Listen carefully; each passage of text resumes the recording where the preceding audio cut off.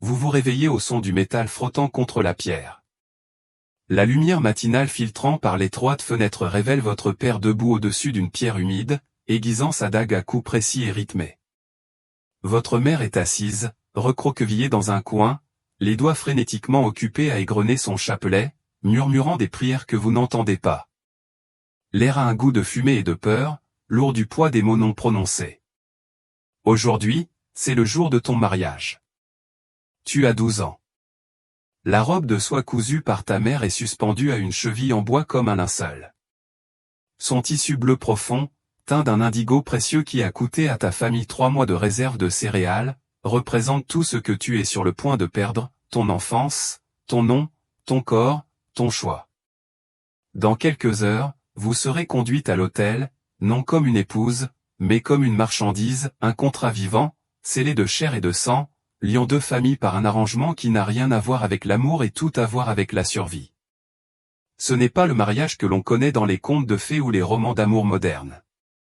C'est le mariage tel qu'il a existé pendant la majeure partie de l'histoire de l'humanité, une transaction brutale où les femmes étaient une monnaie d'échange, les enfants des pions politiques, et la mort était souvent la seule échappatoire à une union qui a commencé dans la violence et s'est terminée dans la tombe.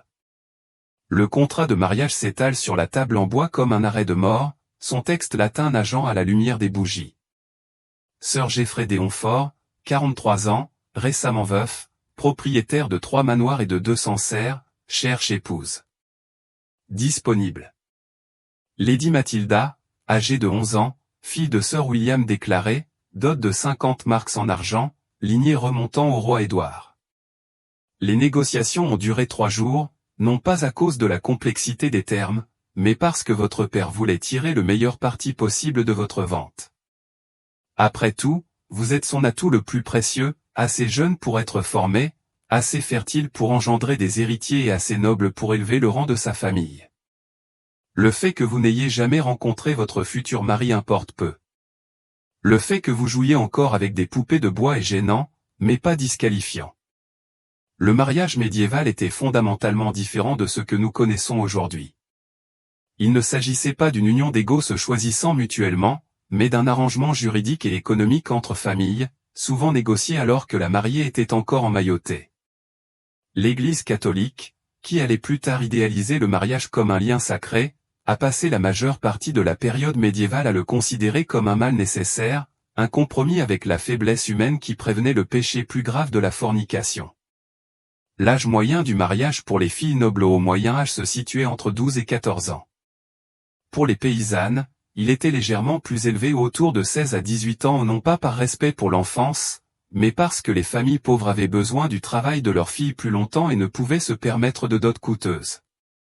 Mais quelle que soit la classe sociale, la réalité fondamentale restait la même, le mariage était une affaire de femmes, et non un choix. Les mains douces de votre mère tremblent tandis qu'elle boutonne les boutons de bois de votre robe de mariée. Chaque bouton est gravé des armoiries de votre famille d'un signe transpercé d'une flèche, ce qui semble sinistrement approprié. Elle est mariée à votre père depuis 16 ans, mariée à 13 ans à un homme rencontré le jour de leur mariage.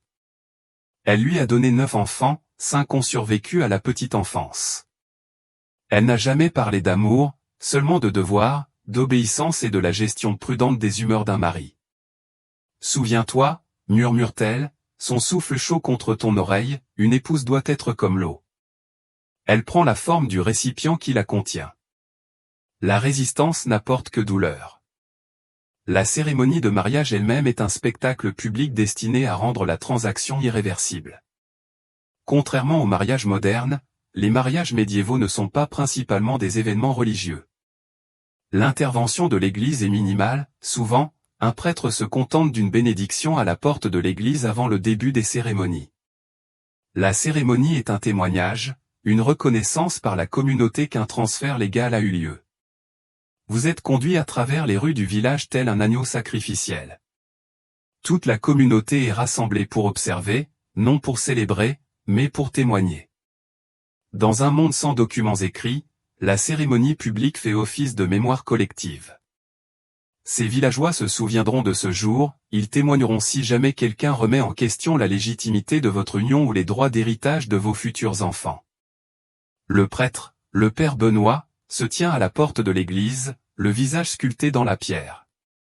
Il a présidé des centaines de ces cérémonies, vu d'innombrables jeunes filles conduites à l'autel comme des agneaux à l'abattoir.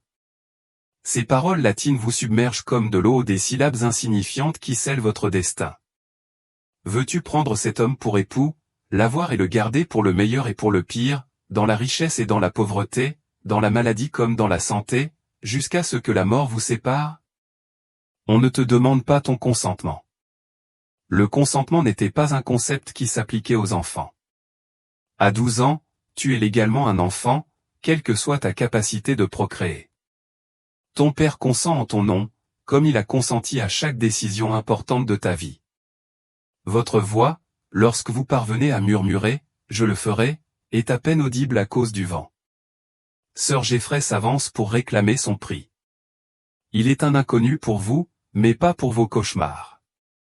Vous avez entendu des rumeurs sur sa première femme, comment elle est morte en couche à 15 ans, comment on la voyait souvent avec des bleus sur les bras et le visage, comment elle a maigri et est devenue silencieuse dans les mois précédant sa mort.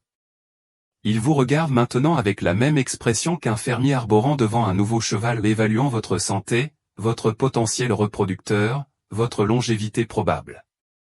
L'anneau qu'il glisse à votre doigt n'est pas en or, mais en fer, et son poids dépasse celui de votre petite main. Le fer a été choisi délibérément. Il était moins cher que l'or, mais aussi symboliquement significatif, dur, inflexible, éternel comme les liens du mariage. Il n'était pas destiné à être brisé. Après la cérémonie vient le festin, une célébration grotesque de votre perte de liberté. La grande salle du manoir de votre père a été décorée de verdure hivernale et de torches fumantes. De longues tables croulent sous le poids de la viande rôtie, du pain blanc et de la bière. Les invités ou tous adultes lèvent leur coupe pour porter un toast à la fertilité, à la perpétuation des lignées, à la prospérité de l'union. Vous êtes assise à côté de votre nouveau mari, vos pieds touchant à peine le sol depuis la chaise haute. Il vous parle de temps en temps, vous posant des questions simples sur vos études, votre santé, vos cours mensuels. Vous répondez par monosyllabes, la terreur vous rendant presque muette. La nourriture dans votre assiette se refroidit et se fige tandis que votre estomac se noue de peur. À la tombée de la nuit, le spectacle commence. Un ménestrel ambulant chante des chansons d'amour courtois ou de belles et impossibles histoires de chevaliers et de dames liés par la passion et la dévotion. L'ironie est palpable, ces récits romancés n'ont rien à voir avec la réalité du mariage médiéval. Ce sont des fantasmes. Une littérature d'évasion pour une société qui avait rendu l'amour véritable quasiment impossible dans le cadre du mariage. L'amour courtois, tel qu'il était pratiqué dans la société médiévale, était explicitement extraconjugal. Les troubadours du sud de la France, inventeurs de nombre de ces idéaux romantiques, chantaient des histoires d'amour entre chevaliers et dames mariés à un amour passionné précisément parce qu'interdit et non consommé. L'Église condamnait ces idées, mais elles persistèrent car elles offraient un exutoire émotionnel dans un monde où le mariage était purement transactionnel. Le culte de l'amour courtois révéla une sombre vérité sur le mariage médiéval, il était si dénué de liens affectifs que l'on dut inventer un concept entièrement distinct pour décrire ce que nous appelons aujourd'hui l'amour romantique.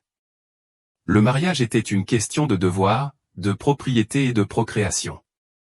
L'amour, s'il existait, se déroulait hors mariage, en secret, au mépris de l'ordre social. À mesure que la soirée avance, les invités deviennent de plus en plus ivres et font de plus en plus de bruit. La conversation devient de plus en plus crue, remplie de plaisanteries sur les nuits de noces, le dressage des jeunes épouses, l'importance de la consommation immédiate. On ne comprend qu'une partie de ce qu'ils disent, mais les regards lubriques et les rires rauques rendent leur sens assez clair. Ta mère apparaît à tes côtés, le visage pâle mais déterminé. Viens, dit-elle doucement.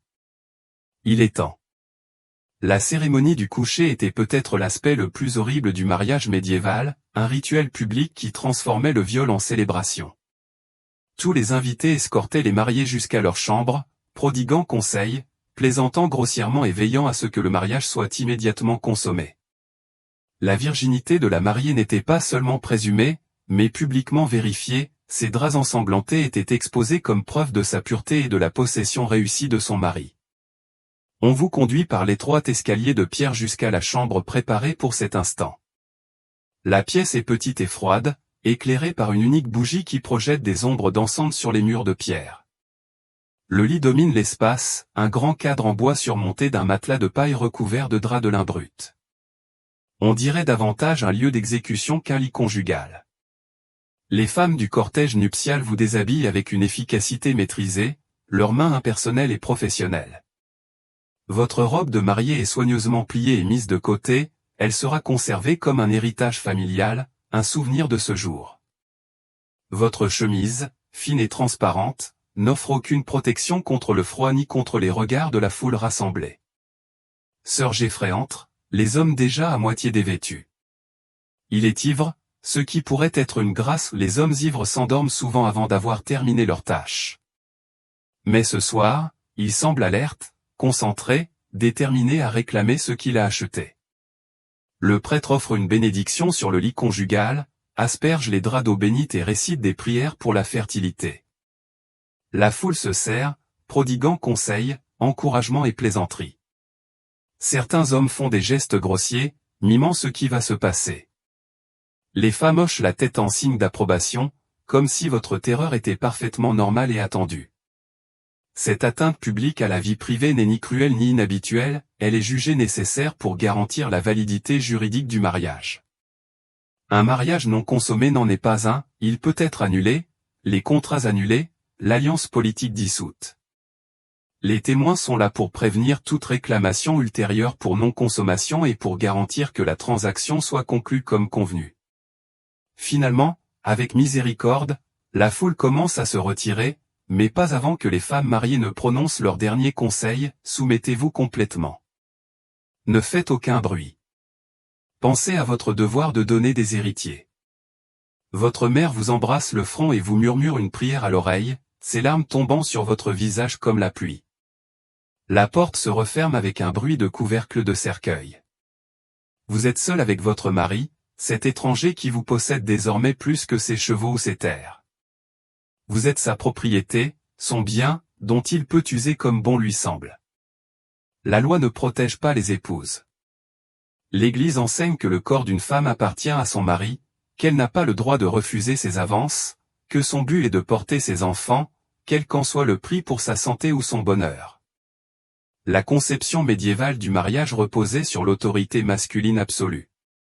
Le mari était le chef de famille, l'arbitre ultime de toutes les décisions, le propriétaire de tous les biens, y compris le corps de sa femme.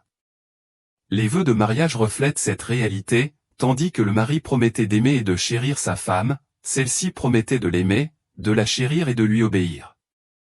Le mot « obéir » n'était pas cérémoniel, c'était une exigence légale, soutenue par le droit civil et religieux. Ce qui se passe dans cette chambre n'est pas de l'amour, mais de la conquête. Les manuels matrimoniaux médiévaux, écrits par des hommes pour des hommes, offrent des conseils sur la façon de convaincre une jeune épouse, de surmonter sa résistance naturelle et d'affirmer sa domination dès le début. Le concept de viol conjugal n'existe pas, car le viol est défini comme un crime contre la propriété, et un mari ne peut pas voler ce qui lui appartient déjà. Le lendemain matin n'apporte aucun soulagement, seulement la continuation de votre nouvelle réalité. Vous vous réveillez et découvrez du sang sur les draps, la preuve de la consommation réussie de votre mari, qui sera exposé aux yeux de tous. Votre corps souffre d'une douleur que vous ignoriez. Vous avancez avec précaution, telle une vieille femme, chaque pas vous rappelant ce que vous avez perdu. Sœur Jeffrey est déjà habillée et se prépare à partir pour ses domaines. Il vous parle brièvement, vous expliquant formellement vos devoirs d'épouse, vous dirigerez sa maison, superviserez les domestiques, recevrez ses invités et porterez ses enfants.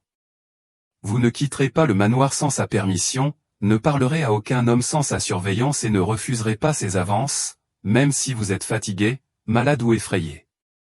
La réalité juridique du mariage médiéval est que les épouses n'ont aucune existence indépendante. Elles ne peuvent posséder de biens, conclure de contrats, intenter des poursuites, ni même rédiger de testament sans le consentement de leur mari. Selon la doctrine de la couverture matrimoniale, l'identité juridique d'une femme mariée est protégée par celle de son mari. Elle cesse d'exister en tant qu'individu et devient simplement le prolongement de sa volonté. Votre nouvelle demeure est une forteresse, au sens propre comme au sens figuré. Le manoir de Sir Geoffrey se dresse sur une colline surplombant le village, ses murs de pierre épais et impénétrables. Il n'y a pas de serrure à l'intérieur des portes, les serrures sont censées empêcher les gens d'entrer, pas d'entrer. Mais vous êtes néanmoins emprisonné, prisonnier de la loi, des coutumes et de la certitude qu'il n'y a nulle part où fuir. Le personnel de maison vous considère avec un mélange de pitié et de lassitude. Ils ont vu des épouses aller et venir, ont été témoins du cycle d'espoir et de désespoir qui caractérise la vie des femmes mariées. Les domestiques les plus âgés se souviennent de la première épouse de Sir Geoffrey, comment elle est arrivée jeune et enthousiaste, s'est peu à peu évanouie dans le silence et l'ombre, et est morte en accouchant en hurlant tandis que son mari buvait de la bière dans le hall en contrebas. Vos journées se développent au rythme de la soumission et de l'endurance. Vous vous réveillez avant l'aube pour prier, passez la matinée à superviser les tâches ménagères, l'après-midi à la couture ou au filage, et le soir dans le lit de votre mari. Il n'y a aucune intimité, aucune solitude, aucun moment où vous vous appartenez à vous-même. Même vos prières sont surveillées, l'aumônier rapporte votre état spirituel à votre mari, qui a le droit de corriger tout écart par rapport à la sainte dévotion. La première grossesse survient rapidement, comme prévu et souhaité. La médecine médiévale ne comprend pas grand-chose à la conception, si ce n'est que les jeunes femmes souvent au lit montrent rapidement des signes de grossesse. Il n'existe aucun concept de planification familiale, aucune compréhension du cycle féminin, aucune reconnaissance du danger potentiel d'une grossesse prolongée pour la santé d'une femme. Vous avez 14 ans lorsque votre premier enfant naît, et cette expérience est presque fatale. L'accouchement au Moyen Âge était une épreuve terrifiante qui coûtait la vie à d'innombrables femmes. Sans aucune connaissance de l'hygiène, de l'anesthésie ou de la chirurgie, l'accouchement était une lutte primitive entre la vie et la mort. Le taux de mortalité des femmes en couche était effarant. On estime qu'entre 10 et 20% des femmes médiévales mouraient de complications liées à la grossesse et à l'accouchement. La sage-femme qui vous assiste est une vieille femme nommée Agnès, les mains tachées du sang de 1000 naissances. Elle connaît bien son métier, mais ses connaissances se limitent aux remèdes populaires et aux superstitions. Elle place un morceau de jaspe sur votre ventre pour apaiser la douleur, accroche un charme de griffe d'aigle autour de votre cou pour accélérer l'accouchement et murmure des prières à Sainte Marguerite, la sainte patronne de l'accouchement. Le travail commence à l'aube et se poursuit toute la nuit. Vous hurlez à en perdre la voix, puis continuez à hurler en silence, la bouche ouverte, mais sans aucun son. La douleur dépasse tout ce que vous auriez pu imaginer, une agonie qui se succède, menaçant de vous déchirer. Agnès vous force à boire des herbes amères qui vous font vomir, puis d'autres herbes pour arrêter les vomissements. Votre mari arpente le couloir, inquiet non pas de vos souffrances, mais du sort de son héritier potentiel. Le bébé, lorsqu'il naît enfin, est une fille. La déception est palpable. Une fille a une certaine valeur où elle peut un jour être mariée pour consolider une nouvelle alliance politique mais elle n'est pas le fils que tous les maris médiévaux réclamaient. La réaction de Sir Geoffrey est une fureur froide. Il ne tient pas l'enfant dans ses bras, ne s'enquiert pas de sa santé, ne s'enquiert pas de votre état. Il quitte simplement la pièce, planifiant déjà la prochaine grossesse qui, espère-t-il, donnera naissance à un héritier mâle. Vous avez donné à votre bébé le prénom d'Éléonore, en hommage à votre grand-mère, tout en sachant que le nom pourrait être changé si votre mari désapprouvait. Dans la société médiévale, les pères avaient une autorité absolue sur le nom, l'éducation et l'avenir de leurs enfants. Le lien entre la mère et l'enfant, bien que puissant sur le plan émotionnel, n'avait aucune reconnaissance juridique. Les enfants appartenaient à leur père aussi complètement que les femmes à leur mari. La convalescence après un accouchement est longue et douloureuse. Votre corps, déjà petit et sous-développé, a été endommagé par le traumatisme de la naissance. Vous développez une fièvre qui dure des semaines, vous laissant faible et délirante. Agnès vous soigne avec d'autres herbes et charmes, mais la médecine médiévale ignore tout des infections et de l'importance du repos dans la convalescence. Votre mari ne montre aucune patience face à votre faiblesse. 2 mois après la naissance d'Éléonore, il réclame à nouveau ses droits conjugaux. Vous tentez d'expliquer que vous n'êtes pas prête, que votre corps a besoin de temps pour guérir, mais ces préoccupations sont sans rapport avec le mariage médiéval. Le corps d'une femme appartenait à son mari, et il avait le droit d'en disposer, quelle que soit sa santé ou son confort. Le cycle recommence, nouvelle grossesse, nouvel accouchement difficile, nouvelle fille, puis encore une autre. À 18 ans, vous avez donné naissance à 4 enfants, dont 2 sont morts en bas âge. Votre corps est usé, prématurément vieilli, marqué par les exigences constantes de la grossesse et de l'accouchement. Vous vous regardez dans le miroir en métal poli et voyez le visage de votre mère, les mêmes yeux creux, la même expression résignée, la même attitude abattue. Les femmes médiévales passaient toute leur vie adulte entre grossesse, accouchement et convalescence. La femme médiévale moyenne qui atteignait l'âge adulte donnait naissance à 6 à 8 enfants, dont environ la moitié mourait avant l'âge de 5 ans. Le fardeau émotionnel de la perte d'un enfant après l'autre était immense, mais elles n'avaient pas le temps de faire leur deuil avant le début de la grossesse suivante. L'Église enseignait que cette souffrance était la volonté de Dieu, une punition pour le péché originel d'Ève. On disait aux femmes que la douleur et l'accouchement étaient leur lot naturel qu'elles devaient l'accepter avec patience et humilité. L'idée que les femmes puissent avoir le droit de contrôler leur fertilité, d'espacer leur grossesse ou de refuser des avances sexuelles non désirées était non seulement interdite, mais littéralement impensable. Votre relation avec votre mari, si tant est qu'on puisse parler de relation, est entièrement fondée sur le pouvoir et la soumission.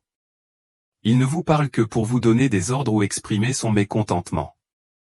Vous ne lui parlez que lorsqu'on vous adresse directement la parole, et alors avec la plus grande déférence possible. Il n'y a pas de conversation, pas d'intérêt commun, pas de lien affectif.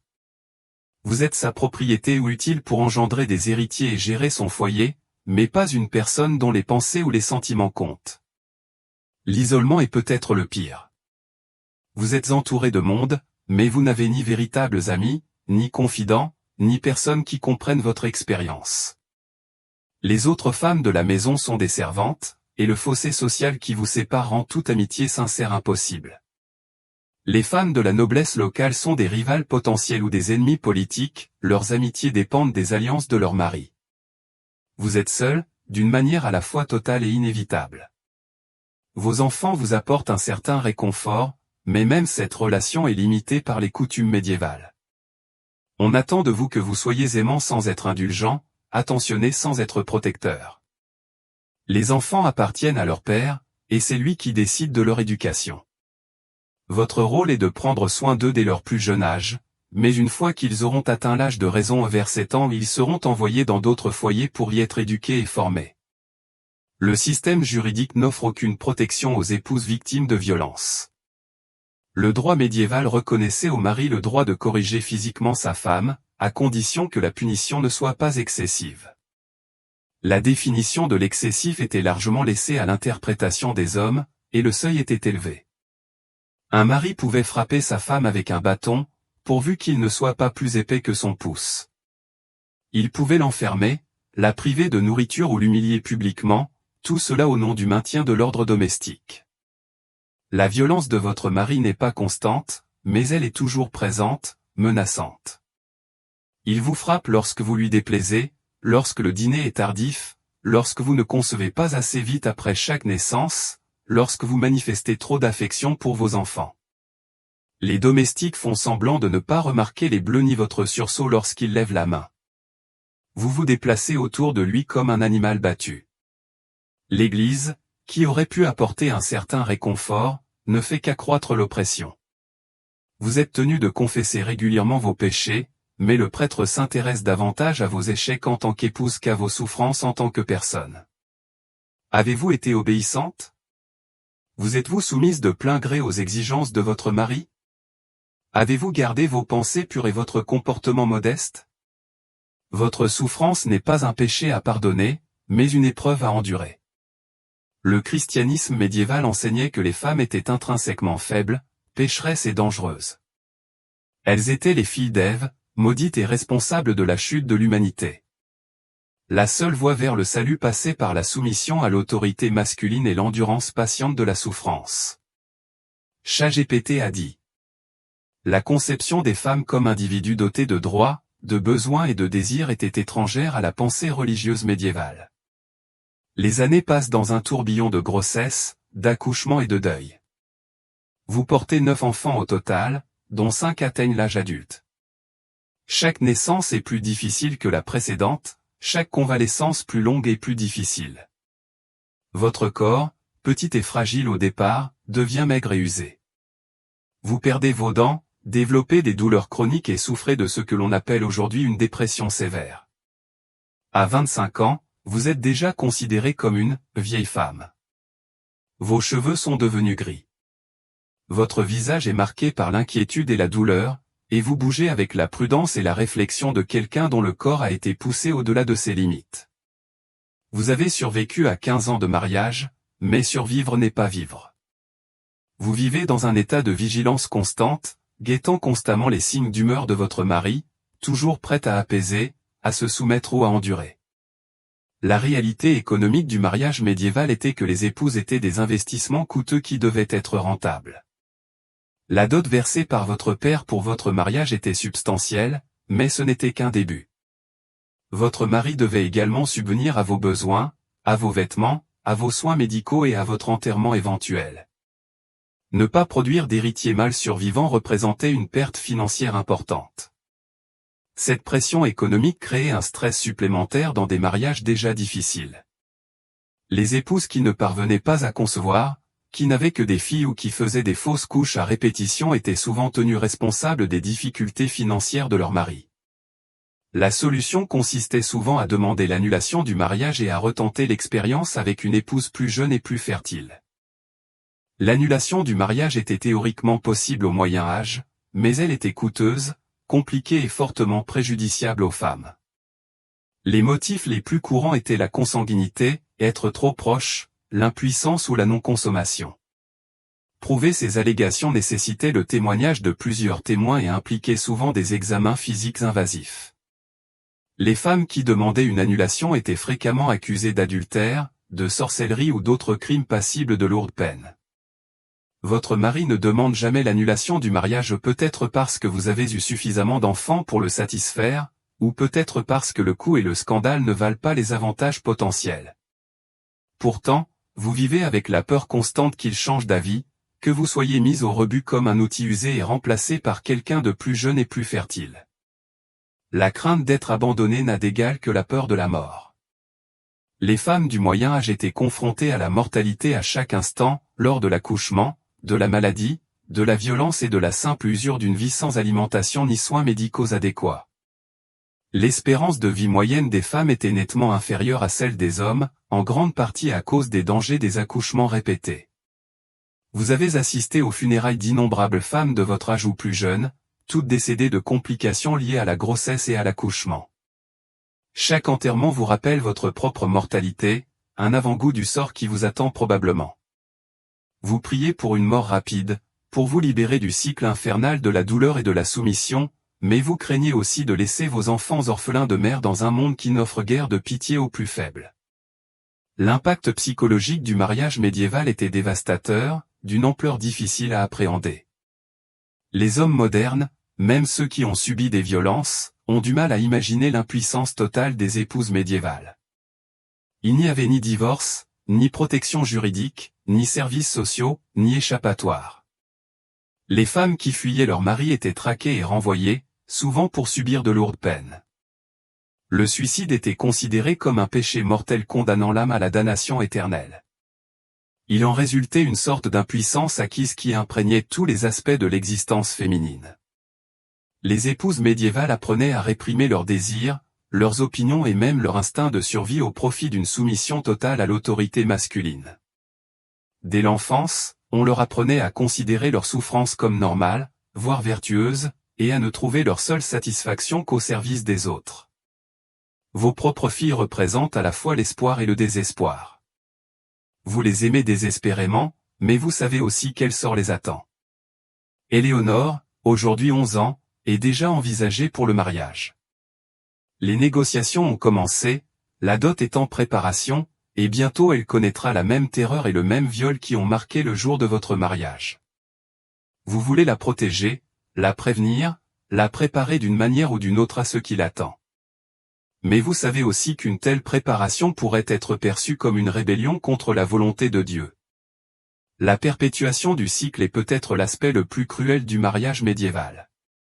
Chaque génération de femmes a élevé des filles qui subiraient le même sort, subiraient les mêmes abus et mouraient de la même mort. Il n'y avait aucun progrès, aucune amélioration, aucun espoir que les générations futures connaissent une vie meilleure.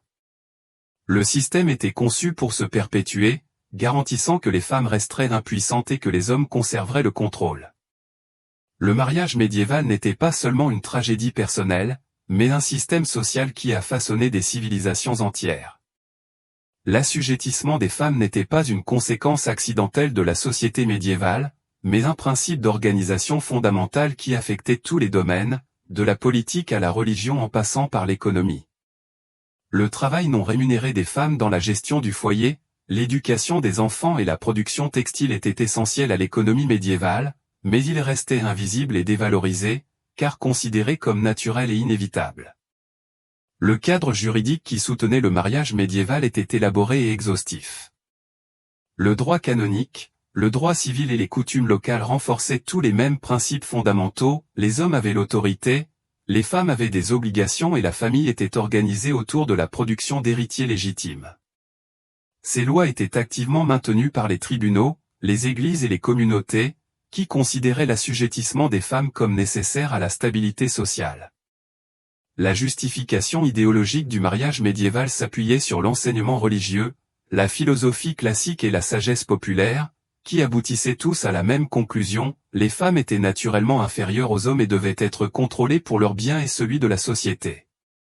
Cela n'était pas perçu comme une oppression, mais comme un ordre naturel, ordonné par Dieu et prouvé scientifiquement.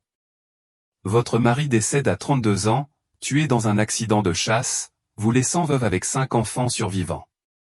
Cette nouvelle devrait vous soulager, mais elle est plutôt source de terreur. Les veuves médiévales menaient une existence précaire, vulnérable sur le plan juridique et dépendante sur le plan économique. Vous n'avez aucun droit d'hériter des biens de votre mari, il passe à ses héritiers mâles ou reviennent à son suzerain. Vous n'êtes autorisé à rester dans le foyer qu'aussi longtemps que cela convient aux intérêts du nouveau propriétaire. Le deuil est bref. Quelques semaines après les funérailles de sœur Geoffrey, vous êtes approché par des hommes qui vous voient comme une épouse potentielle. Une veuve avec enfants et sans ressources reste un atout précieux, surtout si elle a prouvé sa fertilité. La perspective d'un remariage vous effraie, mais vous n'avez pas le choix. Dans la société médiévale, une femme seule était la proie de quiconque détenait le pouvoir et était enclin à en abuser. Les négociations pour votre second mariage sont menées par le frère de votre défunt mari, qui a hérité du domaine et souhaite votre départ au plus vite. Vous êtes plus âgé maintenant, marqué par des années de maternité et de violence, mais encore assez jeune pour avoir d'autres enfants. La dot est plus modeste cette fois-ci, vous n'êtes plus vierge, ni un investissement prometteur, mais il y a encore des hommes prêts à acheter vos services. Sir Richard Dr est plus âgé que votre premier mari, veuf avec des enfants adultes, et a besoin d'une épouse pour gérer son foyer et lui réchauffer le cœur. Le contrat de mariage est négocié rapidement, sans cérémonie ni célébration. Il s'agit d'une transaction commerciale, pas d'un événement romantique. Vous vous mariez lors d'une cérémonie simple avec peu de témoins, puis vous êtes transporté dans une autre forteresse de pierre qui vous servira de prison. Ce second mariage est, à tout le moins, pire que le premier. Sir Richard est cruel d'une manière que Sir Geoffrey ne l'était pas, prenant plaisir à votre soumission et à votre souffrance. Il vous bat régulièrement, non par colère, mais pour vous divertir. Il vous force à accomplir des actes sexuels qui vous laissent humilié et dégradé. Il se plaît à vous rappeler votre impuissance, votre dépendance, votre absence totale d'alternative. Les effets psychologiques d'une maltraitance prolongée sont cumulatifs. On développe ce que l'on reconnaît aujourd'hui comme des symptômes de traumatisme grave, hypervigilance, engourdissement émotionnel, dissociation de son propre corps. On apprend à survivre en disparaissant en soi-même, en devenant le réceptacle vide que la société médiévale exigeait des femmes. Vos enfants de votre premier mariage sont dispersés dans différents foyers, envoyés en famille d'accueil ou en éducation. Vous n'avez le droit de les voir que rarement et uniquement avec la permission de votre nouveau mari.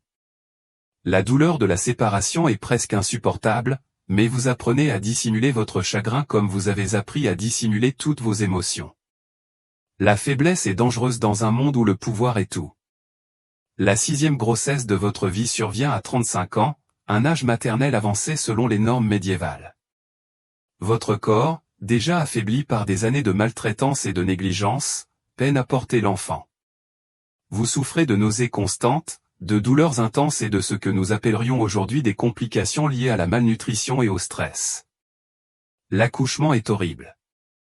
Le travail dure 3 jours et vous manquez de mourir d'hémorragie et d'épuisement. L'enfant, un garçon, naît faible et maladif. Il meurt quelques heures après sa naissance, mais pas avant d'avoir été baptisé pour assurer le salut de son âme. Vous êtes vide, brisé, en deuil non seulement pour cet enfant, mais aussi pour toutes les pertes que vous avez subies. La réaction de votre mari face à cette perte est la rage. Il vous reproche la mort de l'enfant, votre incapacité à donner naissance à un héritier en bonne santé, votre faiblesse et votre incapacité à accomplir votre mission première.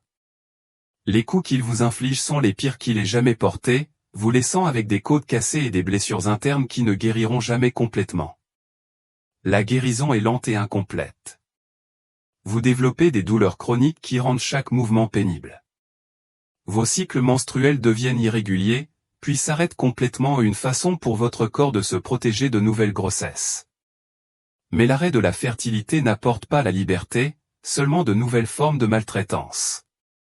Une épouse incapable d'avoir des enfants est inutile, un fardeau pour vos ressources, le souvenir d'un investissement raté. Les dernières années de votre vie sont marquées par un isolement et un désespoir croissant. Votre mari prend une jeune maîtresse et l'installe à la maison, rappelant constamment votre propre incapacité. Cette jeune maîtresse, à peine 15 ans, vous regarde avec un mélange de pitié et de peur. Elle voit dans votre corps brisé et votre esprit vaincu un avant-goût de son propre avenir. Vous voulez la prévenir, l'aider, briser le cycle, mais vous êtes impuissant. Le système qui vous a détruite la détruira à son tour, et ses filles après elle. Le mariage médiéval n'était ni une aberration ni un échec temporaire de la civilisation. C'était l'aboutissement logique d'une société organisée autour de la domination masculine et de la soumission féminine. Cette brutalité n'était pas accidentelle, mais essentielle au maintien d'un système qui concentrait le pouvoir et les ressources entre les mains des hommes, tout en reléguant les femmes au statut d'esclaves reproductives.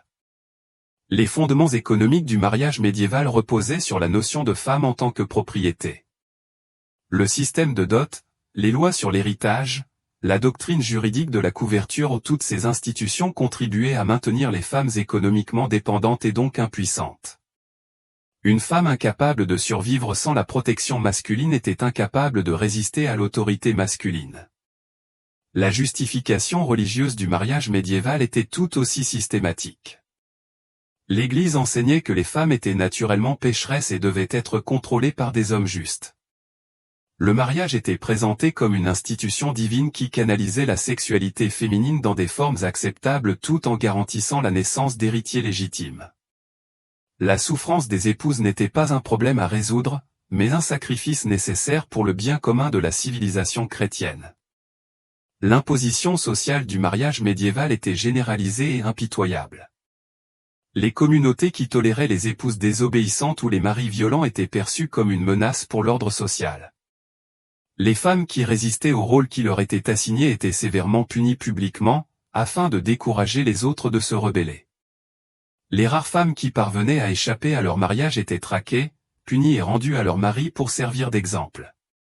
Vous mourrez à 38 ans, votre corps succombant enfin aux dommages accumulés par des années de maltraitance, de négligence et d'accouchements répétés. La cause du décès est indiquée comme étant la fièvre, mais la véritable cause est la lente destruction d'un être humain par un système qui considérait les femmes comme des ressources sacrifiables. Vos funérailles sont peu fréquentées. Votre mari affiche un chagrin approprié pour être exposé au public, mais son véritable sentiment est le soulagement. Il négocie déjà avec la famille d'une jeune fille de 14 ans qui deviendra sa 3e épouse. Le cycle continue, interminable et inévitable.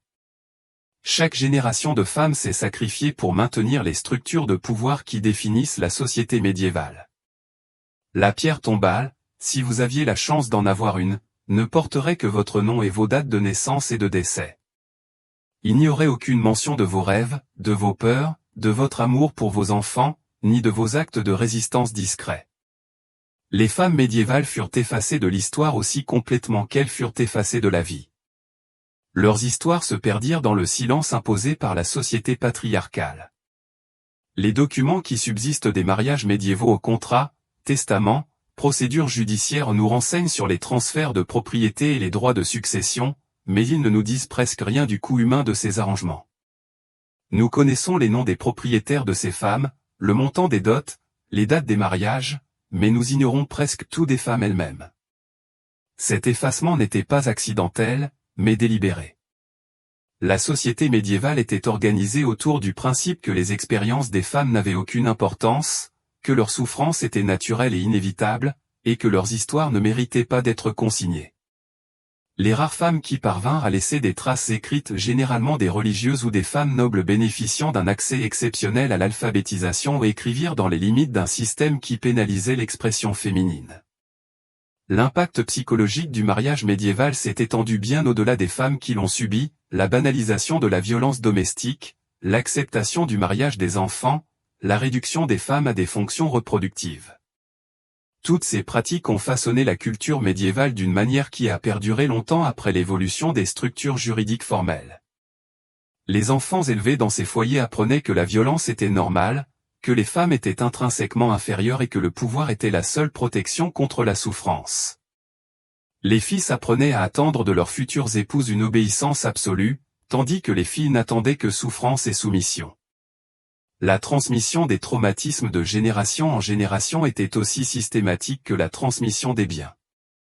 On se demande souvent comment la société médiévale a pu tolérer une injustice aussi flagrante, une cruauté aussi systématique envers la moitié de la population. La réponse est qu'elle n'était pas perçue comme une injustice, mais comme un ordre naturel. La souffrance des femmes n'était pas un problème à résoudre, mais une nécessité à accepter.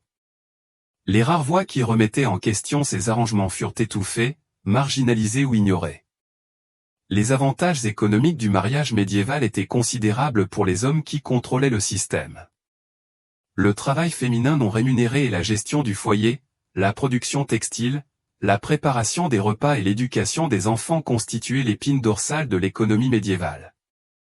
Le corps des femmes était une véritable usine à produire la prochaine génération de travailleuses et de guerrières. Leur souffrance était invisible et non compensée.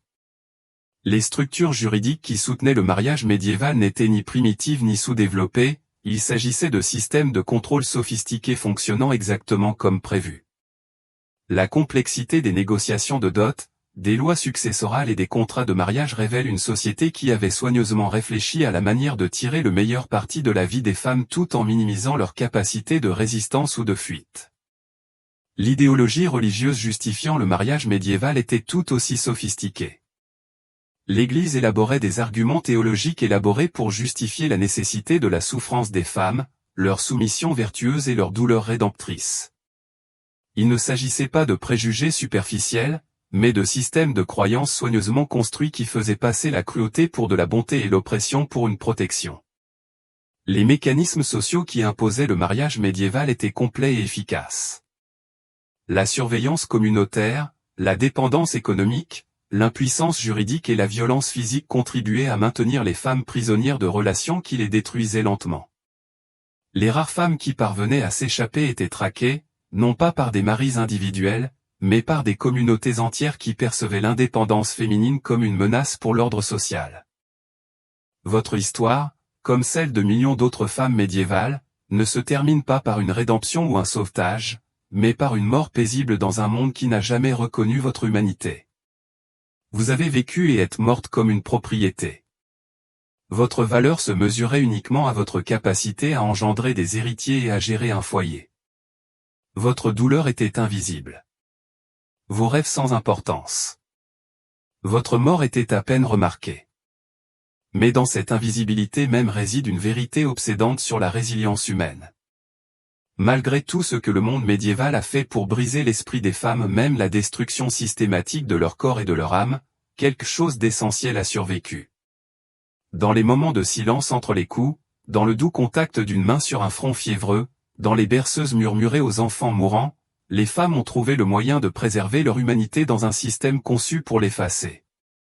Le mariage médiéval n'était pas un accident malheureux de l'histoire, mais une construction délibérée ou une machine conçue pour transformer les êtres humains en propriétés. Son succès s'explique par le soutien de toutes les institutions de la société médiévale, l'Église, le droit, l'économie, la famille, la communauté. Ce mariage a échoué uniquement parce que les femmes qui l'ont subi ont réussi à transmettre, génération après génération, le souvenir de ce qu'elles avaient perdu et l'espoir que leurs filles puissent un jour le récupérer. La question qui nous hante à travers les siècles n'est pas de savoir comment le mariage médiéval a pu être aussi brutal, mais combien de ses caractéristiques essentielles persistent sous des formes que nous ne reconnaissons plus. L'asservissement légal a peut-être disparu, mais la dépendance économique demeure. Les cérémonies publiques de coucher ont pris fin, mais les violations privées persistent. Le système de dot a disparu, mais les femmes assument toujours la majeure partie des coûts de la reproduction et de l'éducation des enfants. Alors que tu fermes les yeux pour la dernière fois dans cette chambre de pierre froide, ton souffle se faisant court à la lueur vacillante des bougies, tu portes en toi le poids de tous les mots que tu n'as jamais prononcés, de tous les choix que tu n'as jamais faits, de tous les rêves que tu n'as jamais osé rêver. Tu as de nouveau 12 ans, debout dans le hall de ton père, entendant le grincement du métal sur la pierre, regardant les doigts de ta mère s'affairer frénétiquement sur son chapelet. Le cercle se referme comme il a commencé, avec le bruit de l'acier qui s'aiguise et les prières murmurées de femmes impuissantes. Mais quelque part dans l'obscurité, à peine audible par-dessus le vent, résonne l'écho d'une prière d'un autre genre, l'espoir qu'un jour, d'une manière ou d'une autre, les filles de filles à naître s'éveilleront dans un monde où le métal gratte la pierre non pas pour sceller leur destin, mais pour graver leur nom dans l'histoire comme quelque chose de plus que des biens, plus que des réceptacles, plus que les victimes silencieuses d'un système qui a pris la cruauté pour l'ordre et l'a appelé amour.